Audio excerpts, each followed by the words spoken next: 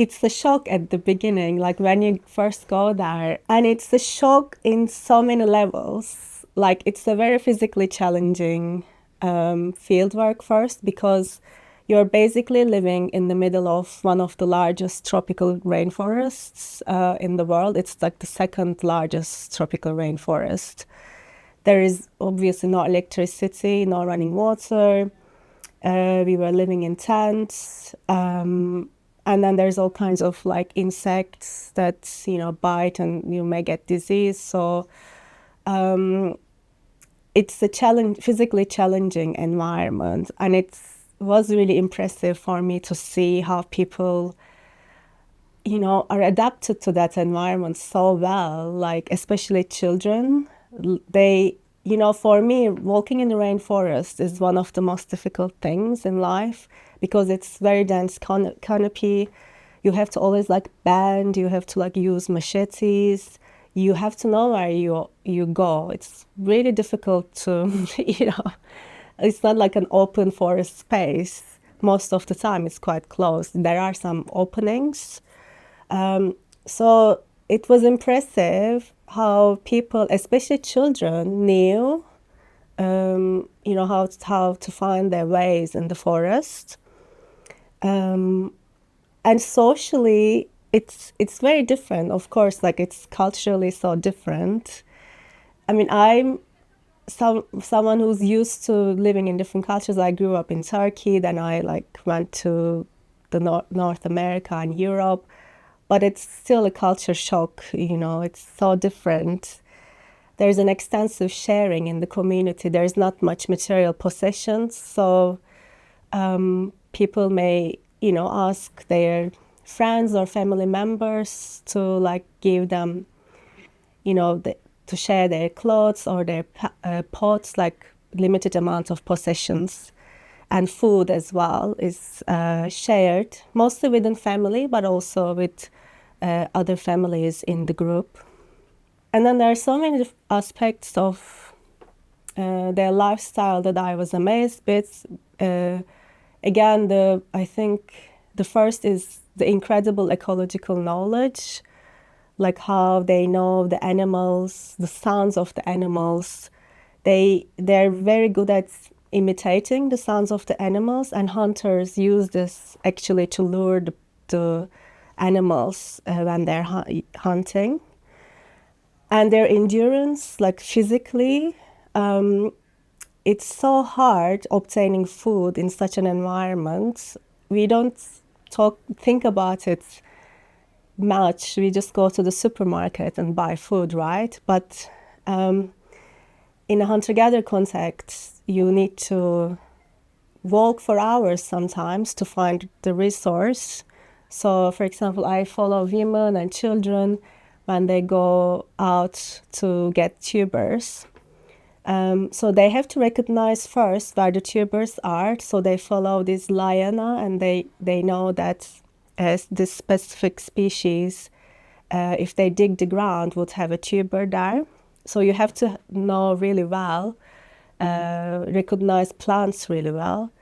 And then you have to be really physically capable, because they are quite deep in the ground. So they use machetes. So you see like women are quite muscly as well.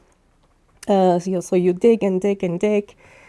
And depending on your experience, like children usually get smaller tubers, and then like older women get really like quite big tubers. And then, of course, there's like opportunistic foraging. They may see a tree with seeds, like with fruits, where they can collect the seeds. And there are seeds, depending on the seasons as well, there are different plants available. And then they put all these in their baskets. The baskets are very heavy as well. I tried to like walk with a basket once in the forest, and I couldn't last long. So you have to be really strong physically. And then they return to camp like just before sunset in late afternoon. And then that's like the main time when most people like make fires and they sit down and eat with their families. And it's quite an idyllic, like scene to see that, like people chatting and eating together. But yeah, it's very challenging. Like you have to be really strong to obtain food.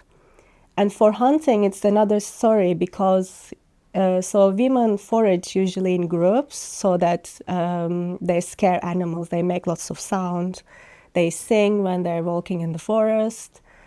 Whereas man, it's usually solitary or it's with like a couple of men or an adult man and their maybe teenage child following them at night, and they shouldn't make any noise. So I think I haven't really followed any man at night for hunting. We did go on like walking in the forest at night just to like get the experience of it. And also like they're so much more efficient when they're walking in the forest. They don't make any noise, whereas you're like stepping in stuff, like, and then you're always making a lot of noise, and then they're like shh. And yeah, also it's a swamp it's one of the biggest swamp forests. So at places, especially by the streams, it gets really muddy. I had several occasions where I got stuck in the mud and like they were laughing their heads off to me, like this big woman not being able to walk. So I think hunting is especially challenging because you're walking at night, you shouldn't make any noise.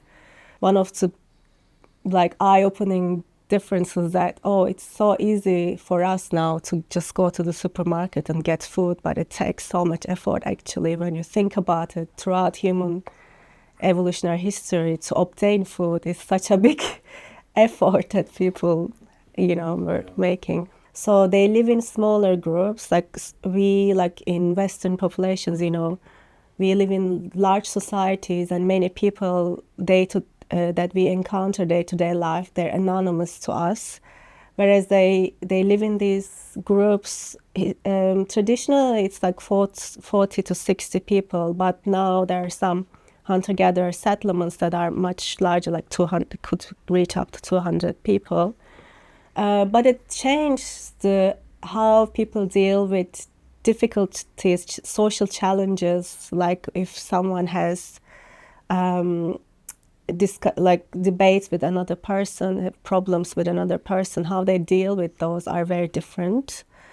Also, political structure is very different. So we live, because after the agriculture, the population sizes increased, so we got more sedentary, people start living in these large groups. So the political systems changed to be more hierarchical.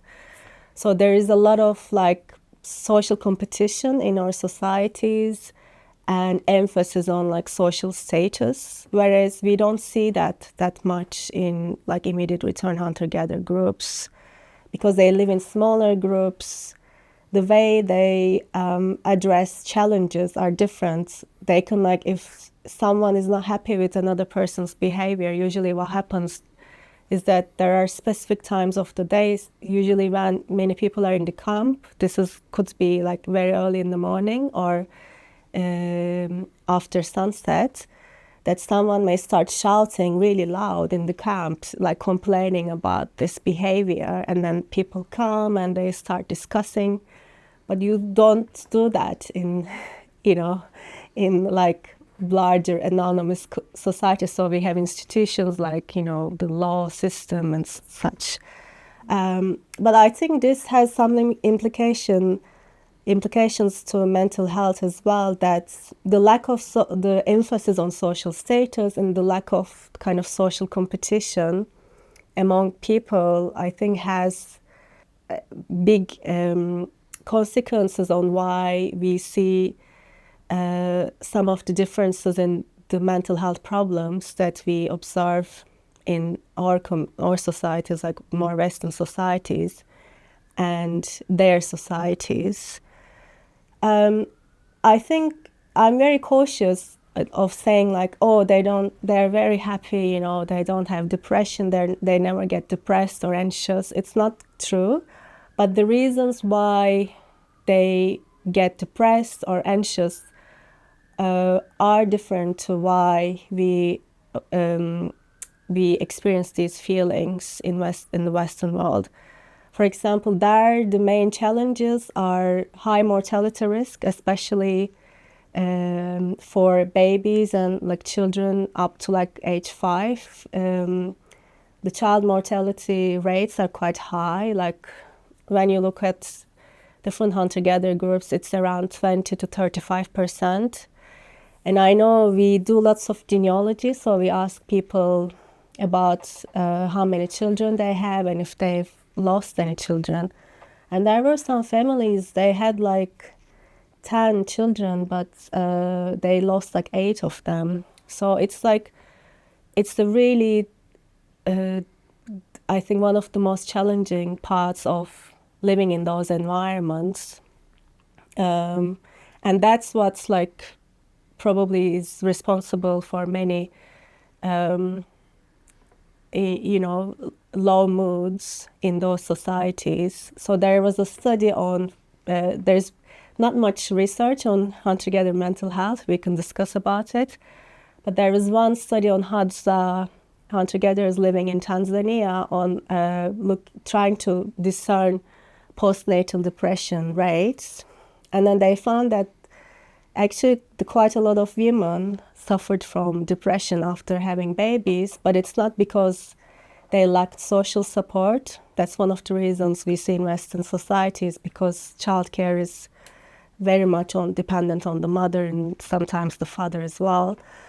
But in those societies, there is strong support networks, but then mortality risk is very high. So they were anxious and worried about the health of their children.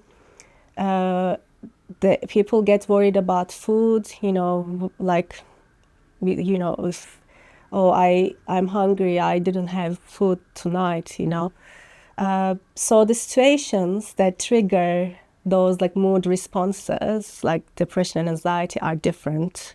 Some people ask me, so did your worldview change? Like, what was the most impressive thing for you? I think for me, the most impressive was how children were raised and how much more opportunities for exploration, play, and practice they had when they were growing up. So one of the differences when we look at childcare is the amount of people who are involved in caring of an infant, which, it's not only hunter-gatherers. We know historically, it takes a village to raise a child. So it's the kind of a chronic problem in more, especially urban Western settings.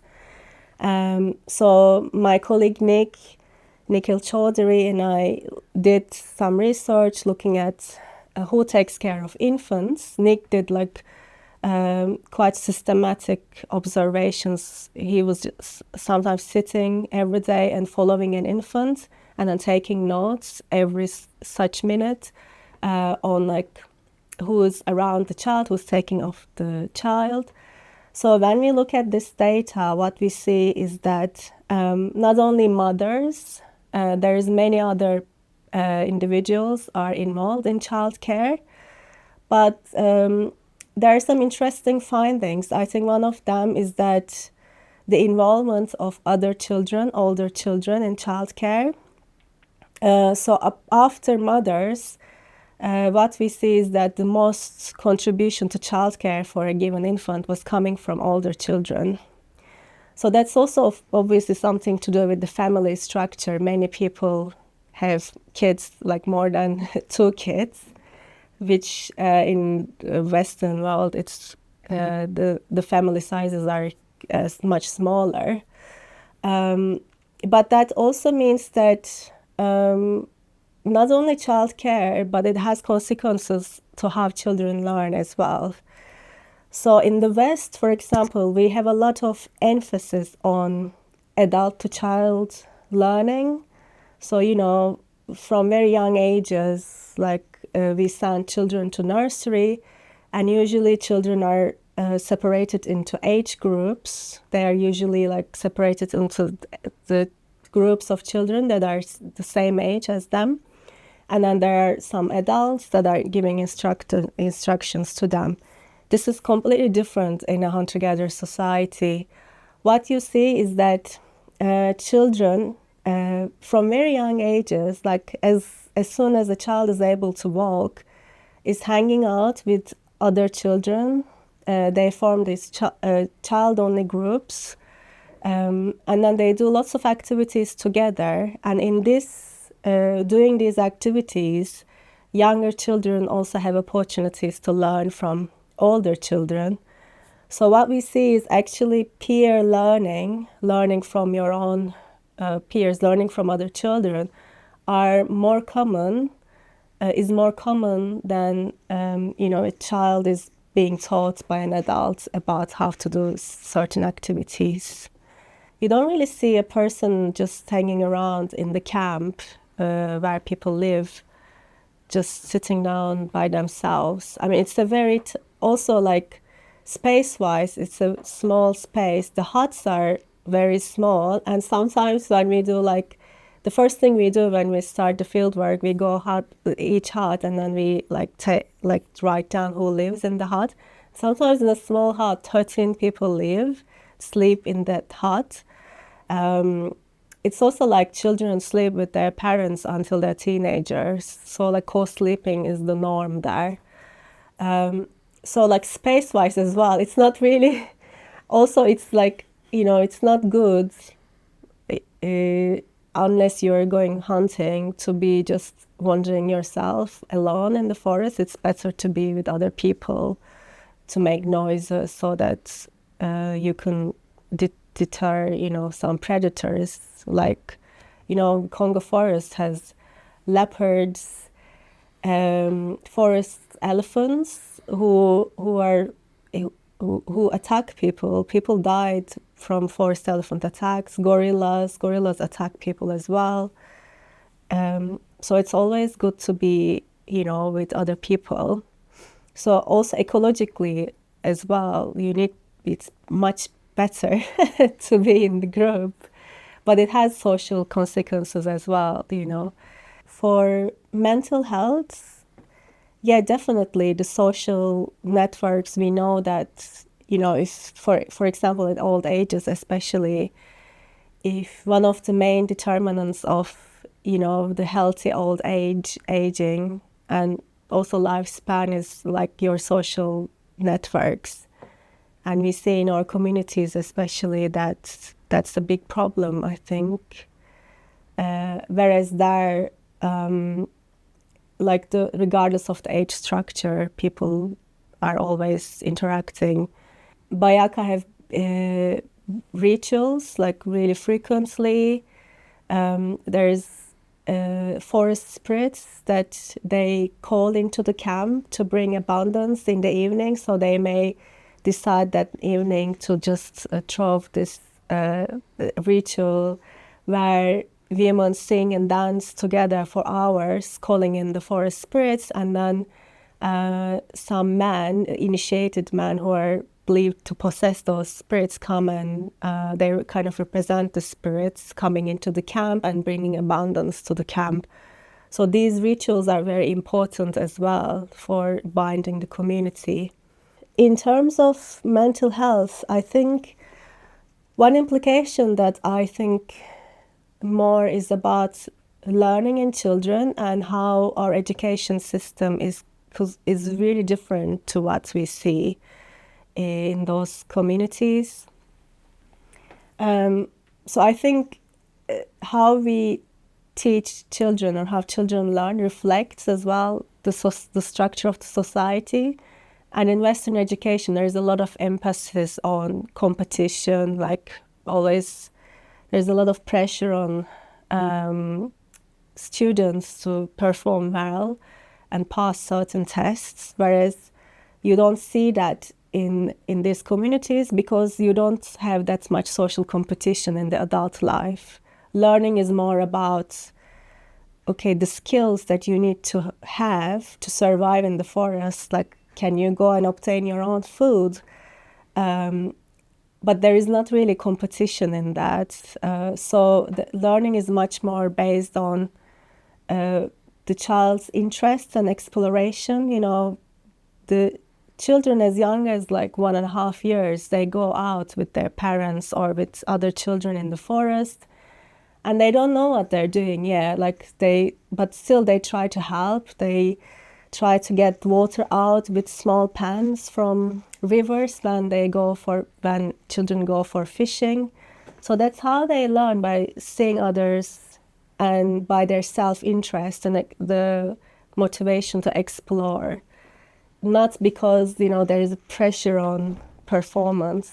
And I think that really plays a role in this, what we see in especially young people with anxiety levels and like performance anxiety. I see in my students a lot.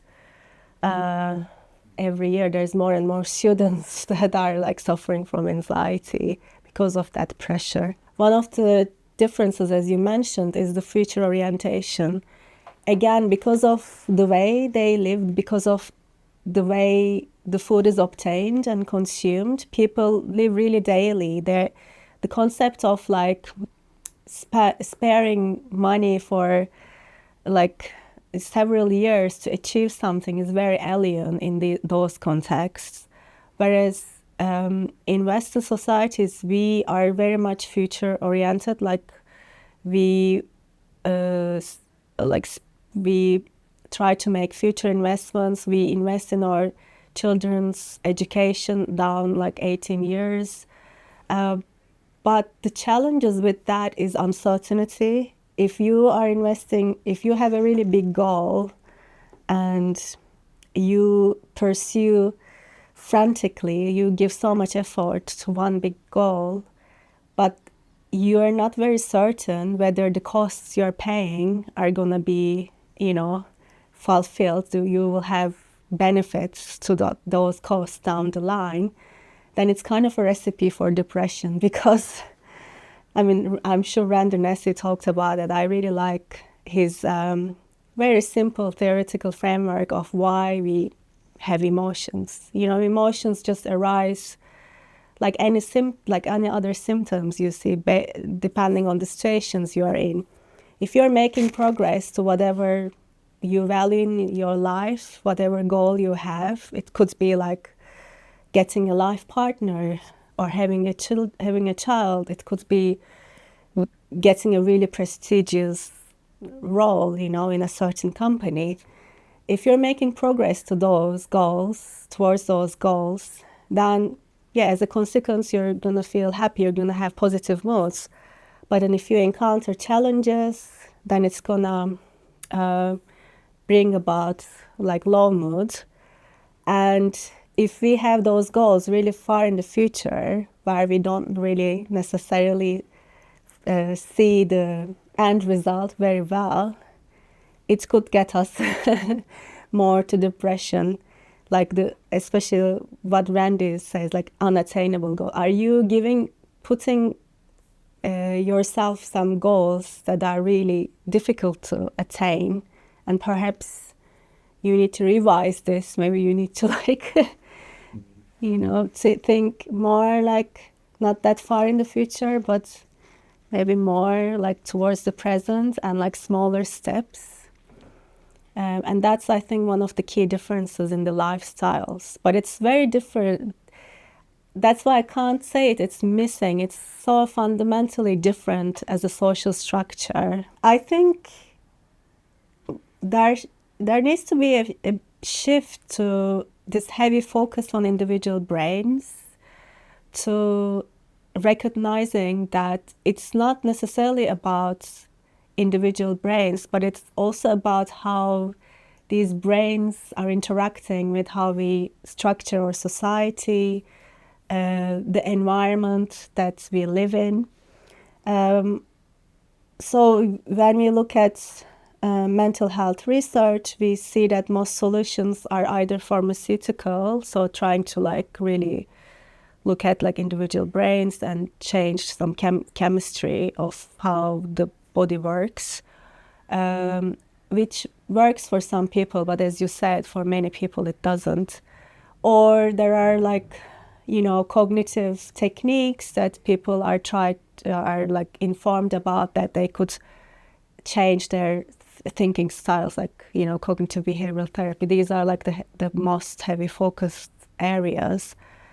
But we don't necessarily talk enough about, I think, how our brains are interacting, how we structure our societies. So, for example, I gave the example of education. There is a problem there, if we see that the number of kids who are not happy with school, that we see in like children's societies reports every year, there is an increase in the dissatisfaction with school system, and how much they feel under pressure, and how much they feel autonomy. So like with these reports, you see that many children say that, oh, I don't feel autonomy in my decision making. So if we observe those things, then there is some problem there that needs to be changed. But these requires more like societal level changes, how we approach education. Are we relying on individual motivation for learning? Are children, do they want to learn something specifically because they really are curious, or because they're learning it to perform better in a specific exam? And how does that make them feel? There is a big element of like preventive medicine, and I think that's where evolutionary thinking plays a big role as well, that we can, based on the data we have in different societies, we can say like why some things are not working, why we're seeing increases in some mental health problems. And then we can also discuss about what is really normal and what's abnormal. I think in the West, especially in the States, I think there is a lot of, labeling what you would consider a normal range of mood response is. I think it's very important to take into account individual situations when diagnosing someone for a particular condition, especially like mood disorders. Like, what has this person experienced in their life, and what they're experiencing now? Do they have unattainable goals in their life, or are they going through a situation, like specific situation that in their life that they really value? It may be, they may be very family oriented, but they have problems with their partner. So these situations needs to be taken into account, because if it's that there's really like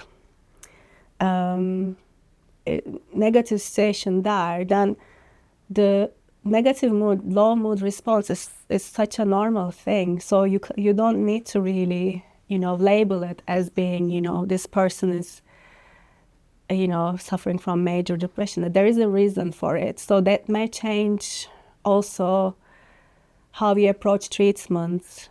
Whether can this person change their situation that they're in?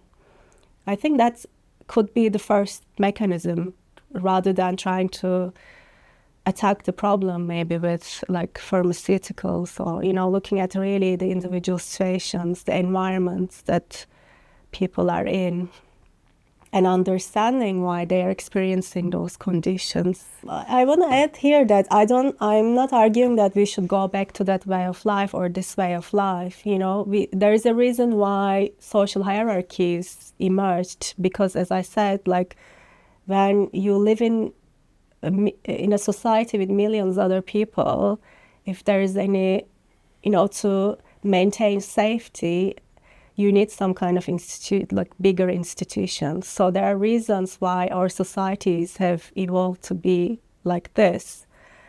But it doesn't mean that some things we can't change, or some things we can try to do within the structure of our societies. Like a small example, my son is going to a nursery now, and I was speaking to the head teacher the other day, and they said, "Oh, we are gonna take them to the care home so that, they get to interact with the elderly." I think that's a really good idea. You can actually do things in the current system. You can't start doing small things like that, but I think it's important both for the children to be interacting with all elderly people, especially in a society like London, where people like me, I live very far away from my parents. So my kids, usually the people that they interact with are the nursery, like children in the nursery, there's teachers, and then us, the parents. So I think it's important that these kind of little initiatives people do are, I think, quite good examples. One thing I wanted to emphasize is the lack of diversity in biomedical research. And the anthropological studies are important for that reason, that we try to not only with hunter-gatherers, but with any other populations, like communities in the world whose subsistence is very different to the industrialized societies. There are people like herders, there are people horticulturalists, they make their gardens. But there's so much diversity in how we structure our societies and based on the ecology that needs to be taken into account when we approach it could be mental health disorders, but also any health condition, really. So there was a review paper in 2020 where they looked at the top 3 medical journals based on high impact factors. These include Lancet and New England Journal of Medicine. They looked at all the papers published in 2018, and they looked at where the samples were coming from, where the people that they were investigating coming from. And they found that 80% of their participants were from Western societies. And it's incredible to think, because the majority of people living on Earth aren't from the Western countries. It's based on the 2018 census, they were saying it's only 11%.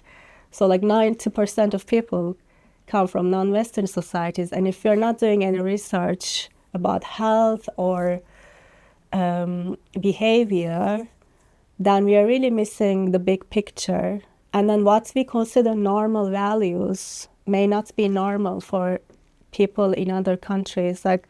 I teach evolutionary medicine at UCL, and I always compare thresholds. For example, what is considered a normal level of progesterone in women in the Western is different, because when you go do research in other populations living in different ecologies, you see that the average levels of progesterone is much lower. So what we consider as normal and maybe medicalize it may not be accurate compared to if you go and do that kind of health research in another place. Right. But what I'm saying is that there needs to be more research on ethnic differences as well in some health conditions, so that especially in a cosmopolitan society, a place like London, where you get patients from everywhere around the world, if you're making a diagnosis, you need to really take into account where these people come from, what kind of ecology they lived in as a child, because we know that influences your immune response, your hormone levels, and then it also the situation you're living in influences your mental health. Right.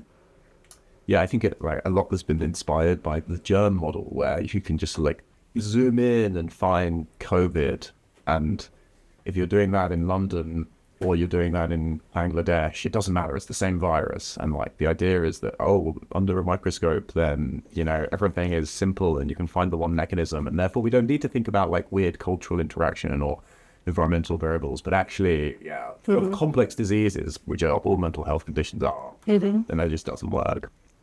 Also, one maybe last point is labeling all mood responses, like negative mood responses, as something bad and needs to be avoided is not good, because we know that they are there for a reason. You know, if you never feel anxious, especially like if you think that you were living as a hunter-gatherer, and you never felt anxious, you're not worried about, you know, a leopard coming into your camp, it makes you more risk-taking. Those people probably in the past weren't the ones who were able to survive and reproduce. So that there's a reason why we have all these genes, the composition that brings up that anxiety response. And like we did some research during the COVID-19 pandemic, and we see that people who were more anxious in general, they were engaging in more risk-taking behavior. So that anxiety has a protective role as well. So not all mood disorders, as we label, are like things that we should be avoided. Of course, there are conditions that really impact people's functionality in day-to-day life that needs to be treated. But for some other responses, it's part of the, you know, human response, evolved human response, and acknowledging this is, I think, a bit liberating. Thank you very much.